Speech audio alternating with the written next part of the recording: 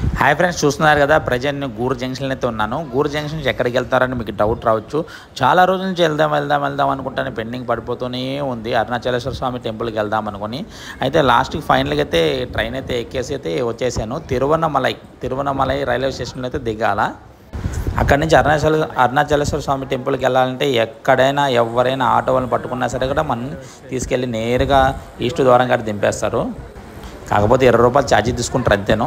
And పోతే ఫైనల్గా అయితే అరుణాచలేశ్వర స్వామి టెంపుల్కి అయితే వచ్చేసాను. అరుణాచలేశ్వర స్వామి టెంపుల్ని అన్నమలై టెంపుల్ కూడా అని అంటారు. ఇదైతే మెయిన్ ద్వారం, ఈస్ట్ ద్వారము.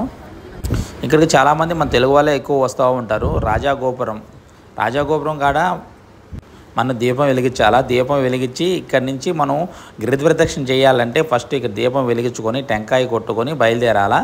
అట్లాగా ప్రతి ఒక్కరు చేస్తూనే ఉంటారు. ఈ గిరిప్రదక్షిణ అని చెప్పేసి 14 కిలోమీటర్లు అయితే వస్తుంది. 14 కిలోమీటర్ అయితే మనం నడుస్తూ వెళ్ళాలా. మనం మధ్యలో కొండ ఉంటుంది, కొండ చుట్టూ తిరుగుతూ ఉంటాము. వెళ్ళేదారిలో మనకు ఇక్కడ హిజ్రా నరదృష్టి కోసం నిమ్మకాయలు దిష్టి తీసి ఒక నిమ్మకాయ కాలు కింద తొక్కమని ఒక నిమ్మకాయ ఇచ్చి అక్కడ చూలాన్ని కూర్చోమని చెప్తారు. ఎందుకంటే ఇక్కడ నరదృష్టి పోయేదానికోసం వీళ్ళు ఇక్కడ హిజ్రాలు ఇక్కడ పూజలు చేస్తూ ఉంటారు.